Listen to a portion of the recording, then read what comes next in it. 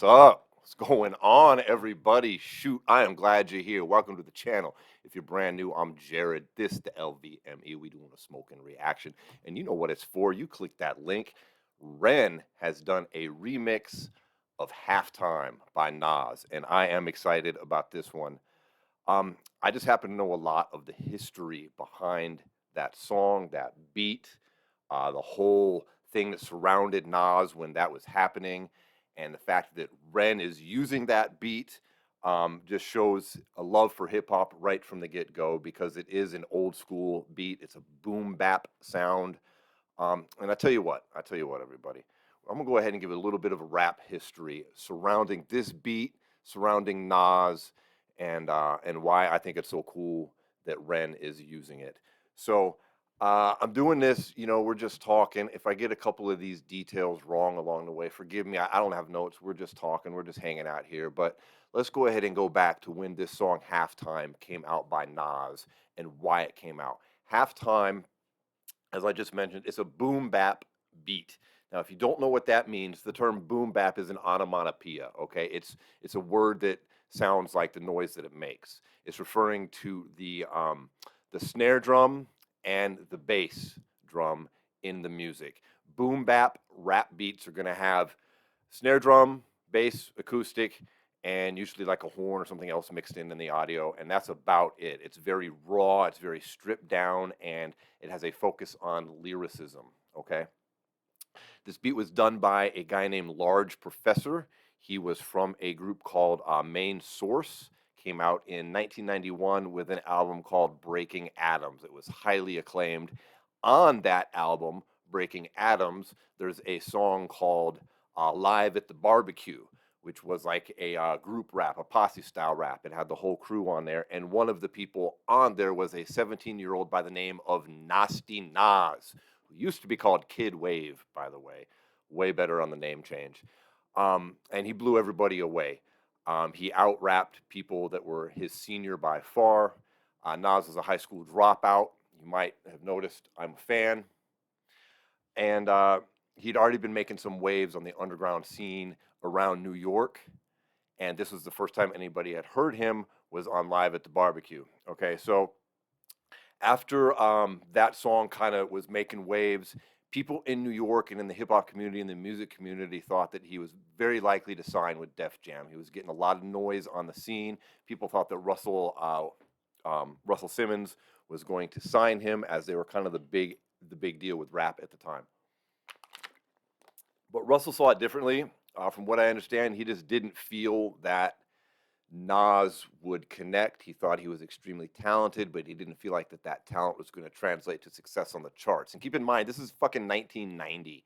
Okay, so we had Vanilla Ice blowing up. We had MC Hammer blowing up. You had Marky Mark and the Funky Bunch with their Good Vibrations. Okay, this was kind of the scene of rap at the time, at least commercially successful rap. And Nas wound up almost signing a deal with instead of with Def Jam, who wasn't interested and passed. He went to a local independent record label called Big Time Productions. Maybe it's I can't remember it exactly, but I'm pretty certain it was Big Time. They had mostly done dance music. They were looking to get into rap. Okay, but he didn't like the deal. He thought the deal was kind of shitty. He felt his lawyers were pressuring him into it, so he called up his friend MC Search. I'm gonna throw a picture right there. MC Search, you might know from the group Third Bass. That's BASS, Third Bass. Third Bass was formed all the way back in 1987, one of the very first legit white rap groups with legitimate rappers, okay? Like the opposite of what was going on with Vanilla Ice at the time and Marky Mark and all that bullshit. He calls up MC Search and tells him he didn't feel like the deal was good, and he was feeling pressure to take it. So Search went in, had him signed to his little company called Searchlight Productions. Okay, he signed Nas, and then they went to Big Time and tried to negotiate a better deal. It didn't work. What they were offering was unacceptable, and so they backed out of that deal. And Search went to contact someone that he knew by the name of Faith Newman, who was a lady who had worked at Def Jam, where Third Bass is signed. Okay. And she had left there and gone to work at Columbia. So he went looking for her, all right, with a mixtape. He meets up with her.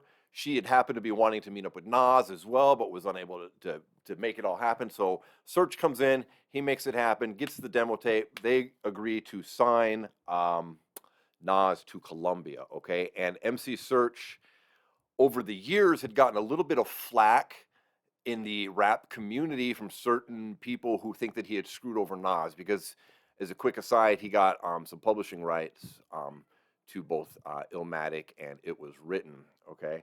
And most of this was started by Jay-Z, who in the song The Takeover had indicated that, basically come out and said that Search was screwing over Nas with the publishing rights. But that actually wasn't the case. Nas got a really good deal from Columbia due to MC Search's negotiations. He got like $500,000 up front, which was an unheard of sum of money at that time.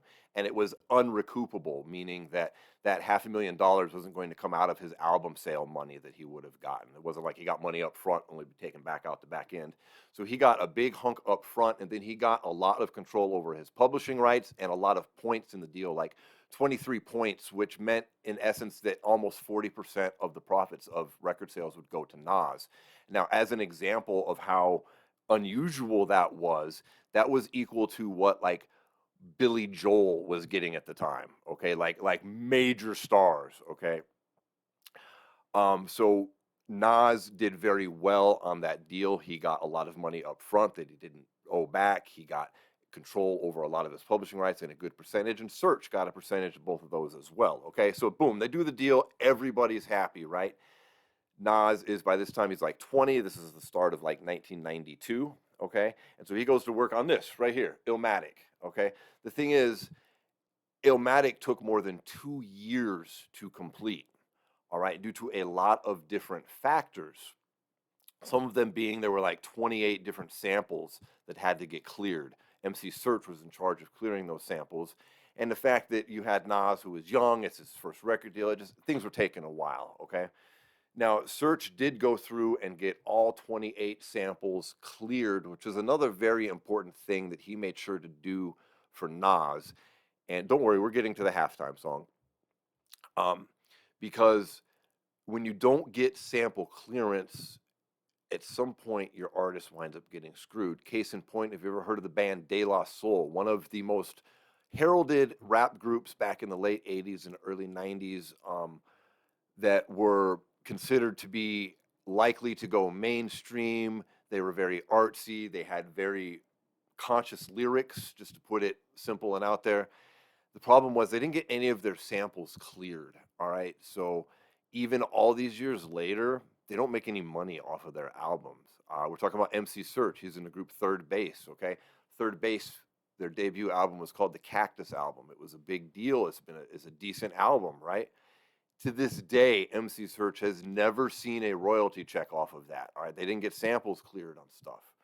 So it's kind of like when a YouTube reactor, like I'm doing this, all right, or we do reactions, the artist gets the music. Like we play music in there, like I react to this song, this music. If there's ads on here, the money goes to REN. It doesn't go to me.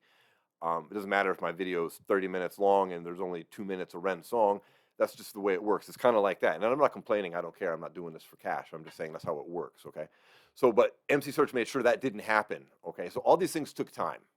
It took time to get the album done. And during that time, they didn't want Nas's name to just fall out with the public. They're looking to build him up, right? They want to keep his name out there while this album is coming out. And so MC Search was doing the soundtrack for a 1992 movie starring Michael Rappaport called Zebrahead. It was about a white dude and a black girl, okay? Search had originally wanted to have the role that Michael Rappaport had got, but he wasn't an actor. It didn't go to him. It's about a Jewish kid and a black girl in New York. So Search did wind up, however, doing the soundtrack. And so he took the Large Professor beat. Other people tried to rap over that and didn't have any luck. Nas got together. They recorded it, I believe, at Main Sources Studios. And then Search had this song placed on the soundtrack for Zebrahead. And this turned out to be the first time that Nas, or Nasty Nas, as he was known then, was ever on a solo song by himself. It was his first appearance on wax by himself on a major label. That's where we get this beat from, okay? It was originally going to be on this album right here, Illmatic, but as I said, it went on the Zebrahead soundtrack. And then Search also put him on, was it Kick 'Em in the Grill? That he did with Prince Paul off his solo album. So those two songs right there, Halftime and then Kick 'Em in the Grill, kind of kept Nas in the public spotlight and in the music spotlight, so to speak. The song he did with Third Base or with MC Search and Prince Paul wound up being like in heavy play on Yo MTV Raps. I think it charted on there. Okay, not on the real charts, but in that little world. And then a couple years later, Illmatic drops. Now, I'm not going to go into the whole story with that. There's a fun story behind that too, because it didn't really sell well because that should have been bootlegged like a year before. Everybody already had it. But that's another story. But that is how we wound up with this song called Halftime from Nasty Nas, as he was known then, that came out in '92 on the Zebrahead soundtrack. And now flash forward 2024, British rapper REN is rapping over this beat in a clear homage to the history of rap. Nobody picks this beat unless they're trying to make a statement about rap music and their love for it. I appreciate the ever-living hell out of that. Like, I am a fucking hip-hop head. I've been involved with this culture and this music since I was fucking 3 years old. It's legit. Like, I love it. And so I love it when a rapper comes out and does this type of thing.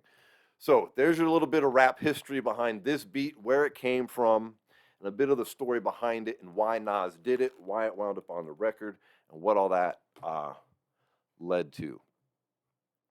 Now, incidentally, MC Search, as I mentioned, he was a producer on Illmatic, and then the second album, It Was Written, which, man, I love that album. That is one of my favorite albums of all time. But he held on a percentage of those rights, for the past like 30 years.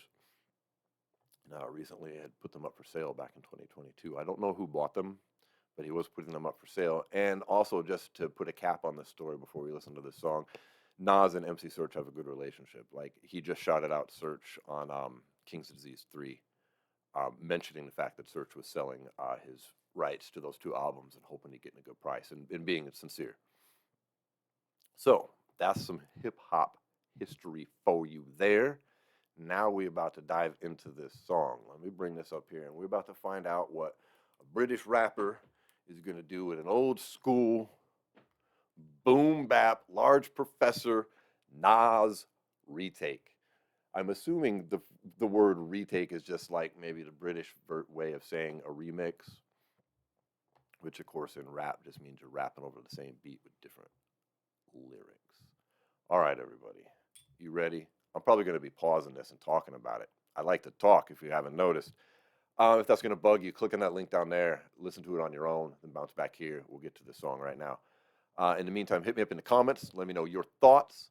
Let's go ahead and get this thing going. We'll make it full screen for me. Word. All right. We got some random graffiti. We got an alley. It kind of matches the background here with the Nas effect. Let's do this, everybody.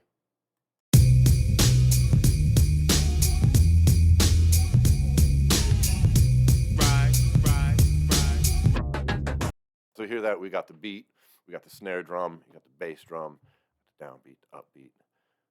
This boom bap sound. I wonder if he's gonna rap boom bap style. Let's see. Let loose in the booth and I came to introduce it. High-proof juice like a flaming sambuca. Half-time, 3-point hoop, hallelujah. Views oblongata and I severed the module. Pausing it because the album's skipping a little bit right there. Yeah, he's coming out in an absolute classic boom bap style. I expected nothing less. I'm gonna run that back just a little bit. I like Ren's voice a lot. All right, here we go again. Pull this back up. Let loose in the booth and I came to introduce it. High-proof juice like a flaming sambuca. Half-time, 3-point. That high-proof juice like a flaming sambuca. Yeah, sambuca. Hoop, hallelujah. Views of them gotten a severed on my jeweler. Cause rap without REN is like a skull without a brain, dude. Or like a fig on it with no one to complain to. Hockey without ice or China without rice. The Bible without Christ. Vindaloo with no spice. Playing snakes and ladders. See what he's doing right there? He's going on and on with the same thing. Like rap without REN is like several things he put in there. China without rice, the Bible without Christ, Vindaloo without spice, and he's going on and on and on and on. That's like a classic boom bap lyrical technique right there. Okay, just expanding the comparisons on in a very dope way. Rise, the Bible without Christ, Vindaloo with no spice. All right, hold on a bit. I got to try and fix this video here. I'm going to wind up having to pause this. I'm not editing anything. I just got to, there's something going on with my video. I want to fix it, and I don't want the rest of this to lose this. So hold on real quick. All right, cool. Got that fixed. All right, so like I was saying, I really like what he's doing right here lyrically. Classic boom bap rap style. Ran it back a little bit. I'm 3-point hoop, hallelujah. Views of them gotten a severed on my jeweler. Cause rap without REN is like a skull without a brain, dude. Or like a fig on it with no one to complain to. Hockey without ice or China without rice. The Bible without Christ, Vindaloo with no spice. Playing snakes and ladders with no dice. Day without night, like my. And snakes and ladders with no dice. Day without night. He's just continuing that rap all the way out. Without an earlobe bite, I keep it tight. Left, right, fake, dodge and evade, an uppercut. Fuck 'em up in many various ways, the fariest gaze. Moving through precarious days. Moving through the rubble, trouble there in my veins. Librarian brain, pull up a barbarian slang. Performing like I'm global warming, music making it rain. I'm pimping my pain. Bars, that's what I'm saying. Bars, very lyrical, heavy music. That's boom bap. He's doing great. He's doing absolutely great with this. I got to run that back and hear that again. That was spectacular. Precarious days. Right there. Night like mine, without an earlobe bite, I keep it tight. Left, right, fake, dodge and evade, an uppercut. Fuck 'em up in many various ways, nefarious gaze. Fuck 'em up in various ways, nefarious gaze. Oh, that's a bar. He's moving through precarious days. Nefarious gaze, moving through precarious days. When we're moving through the rubble, trouble there in my veins. Librarian brain, pull up a barbarian slang. Performing like I'm global warming, music making it rain. I'm pimping my pain. Prostitute of all that's insane. Put my problems on the paper and the sales will rain. The sales will rise. Pyro with the patch on his eye. Get you hooked up on the music, sailor. Rats to the music when I'm feeding them pie. That's pirates, can't relax on the waviest guy. Like yo, rats bring the bubonic flow, move the tectonic plates when I step to the show. So cold. I know a couple people don't fuck with it. They can just suck on his zip it then go. Thanks, bro. Eeny, meeny, miny, mo. I'm shining like a diamond though. When pressure makes a rhyming diamond. This Flow switch right here. Eeny, meeny, mighty, mo. I'm shining like a diamond though. This is just absolute classic rap music right here. This is classic hip hop style. He's just walking through the streets, spitting in a classic boom bap manner. His dress and the way he's looking is just like old school. It has a very old school feel, which you can probably tell I'm vibing with my vintage Nas shirt and the fucking old school Nas real New York City graffiti behind me. I am digging this so much, man. I love it when somebody loves the art form that they are participating in. This kid is, he's not a kid, but this dude is really, really talented, man. He deserves to have some flowers that he doesn't seem to get outside of the people who know. I'm talking about the hip hop community. Like, this dude should be embraced by the same group of people that just love rap music, are big into lyrics, are big into supporting independent artists. This dude needs to blow up more. I know a couple people don't fuck with it. They can just suck on it, zip it then go. Thanks, bro. Eeny, meeny, miny, mo. I'm shining like a diamond though. When pressure makes a rhyming diamond. This was by design, you know. An isotope, a proton and a neutron in the. See how he goes from like eeny, meeny, miny, mo, shining like a diamond, bro, into rhyming words like isotopes. I love it. It's a mixture of simple and complex. It's a simple beat with complex lyrics, complex flows. It's very good. drop it, then go fast, bro. Eeny, meeny, miny, mo, I'm shining like a diamond, though, when pressure makes a rhyming diamond. This was by design, you know, an isotope, a proton and a neutron in the nuclei, and splits an atom in a fraction, a reaction. Supersize me, and not supersize my order. Fries on the side, I'm a big whopping author. Big I like that. Supersize me, not supersize my order. Fries on the side. You know, it's like a McDonald's reference. Supersize Me, that great documentary that came out back in the day. And of course, supersize, being to get the larger size of your food. isotope, a proton and a neutron in the nuclei, and splits an atom in a fraction, a reaction. Supersize me, and not supersize my order. Fries on the side, I'm a big whopping author. Big Mac, rest in peace, Big, rest in peace, Mac, rest in peace, Pac, rest in peace, Pete, rest in peace, rap. We lose all the grace like that, so put respect upon their names while they still intact. Yes, that's why sir. I rap upon this beat that was deep for Nas. Yeah. I might never reach the level, I'll salute with bars. There you go. That's what I'm talking about. I might never reach the level, but I'll salute with bars. He said a lot right there. I want to run back. I couldn't catch some of those names. Hold on. Big Mac, rest in peace, Big, rest in peace, Mac, rest in peace, Pac, rest in peace, Pete, rest in peace, rap. We lose all. I'm not sure exactly who we said there. I'm having a hard time hearing with his accent exactly the names, but I did catch Big twice, which I can only assume one of those would be Biggie Smalls, and then the other I would only assume to be Big L.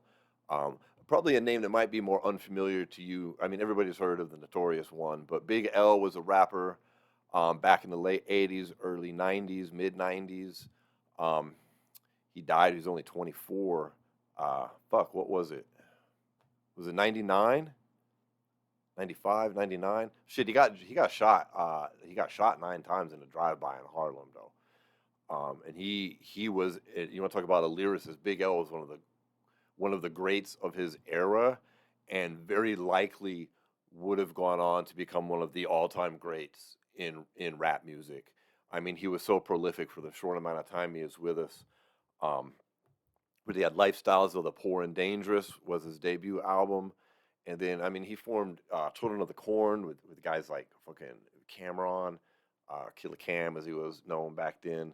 Well, shit, I digress, but I'm just saying, I'm pretty sure that's who he was talking about. He mentioned, obviously, Tupac, and 2 names I can't quite catch, but that's not really what's important. What's more important is the fact that this entire song is an homage to rap music. It's an homage to hip-hop culture, from what he is wearing, from the way that he is rapping, from the beat that he chose, the names that he is dropping. I like it in the end, he's talking about he chose this beat because he goes deep on Nas, and while he'll never be that great, he's throwing some bars to give him flowers, or however he worded it. A reaction. Supersize me, and not supersize my order. Fries on the side, I'm a big whopping author. Big Mac, rest in peace, Big, rest in peace, Mac, rest in peace, Pac, rest in peace, Pete, rest in peace, rap. We lose all the grace like that, so put respect upon their names while they still intact. That's why I rap.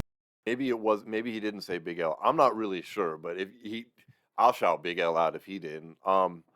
Let me know in the comments what I'm missing. I'm just having a hard time catching the names. For whatever reason, please let me know. Other than Big and Pac were obvious. I thought he said Big L, but maybe not. Maybe it's Big Ma. I'm not sure what he's saying. Let me know. Lose all the grace like that, so put respect upon their names while they still intact. That's why I rap upon this beat that was deep for Nas. I might never reach the level, I'll salute with bars. I'm coming to bring in the DP, I'm when you're singing the bee's knees. What a ridiculous MC, sounds so ridiculous repeat. When I'm spitting it properly, bad in biology, no one can follow me, but an anomaly. Thick shit and quick wit makes girls wet and dick stiff. I'm so tongue-in-cheek with my tongue in your cheek. That's a fucking bomb flow switch right there. My man sped it up. Yeah. Ridiculous repeat. When I'm spitting it properly, bad in biology, no one can follow me, but an anomaly. Thick shit and quick wit. He's spitting it properly. No one can follow me. What an anomaly. Singing the bee's knees, what a ridiculous MC. Sounds so ridiculous repeat. When I'm spitting it properly, bad in biology, no one can follow me, but an anomaly. Thick shit and quick wit makes girls wet and dick stiff. I'm so tongue-in-cheek with my tongue in your cheek. I never sleep, cause death is the cousin of sleep. I never rest, cause sleep is the cousin of death. So save your breath, stop the tape. Oh boy, I'm stopping. I know there's like 5 seconds. I'm stopping it right there. I don't give a fuck. That's the bar right there. I never sleep, because sleep is the cousin of death. Probably one of the most famous lines in all of rap music. It's off of New York State of Mind, once again, off the Illmatic album. fucking Nas. That bar is so good as Nas sampled it himself. Oh, if I Ruled the World has that as a sample in it too. Oh shit. My man. You do love Nas. We love Nas. Nas is the shit. I mean, for me, he's the greatest. I mean, it's subjective. I mean, I think when you throw out names like Nas, Rakim, Pac and Biggie, Eminem, Tretch, the list could go on, but everybody's got their little rotating duo who might be up at the top of that. But there's no doubt that Nas is definitely in that conversation. You know what I mean? Regardless of what your opinion on who the greatest actually is, no doubt Nas is on your short list. Spitting it properly, bad biology, no one can follow me, but an anomaly. Sick shit and quick wit makes girls wet and dick stiff. I'm so tongue in cheek with my tongue in your cheek. I never sleep, cause death is the cousin of sleep. I never rest, cause sleep is the cousin of death. So save your breath. Stop the tape, press pause and eject. Oh, that's fire. That was fucking awesome, man. That was some dope shit right there. Oh man, I really enjoyed that one, everybody. I really enjoyed that. I love Nas, man, and I love every time I hear his music. I'm loving Ren. Oh, that was sick, bro. Oh, what did you guys think of that, man? He did great, man. What a fucking dope tribute to rap music. What a way to respect your elders. Rap is different. This isn't like other music. Like rap is different. If you know, you know. And it's something that should be done. Is you should be thanking the people who paved the way for you to be able to do what you're doing. And Nas was one of those people. And rappers like Ren are very respectful when they do things like this, showing a thankfulness. Because if it wasn't for guys like Nas, guys like Ren wouldn't be doing this.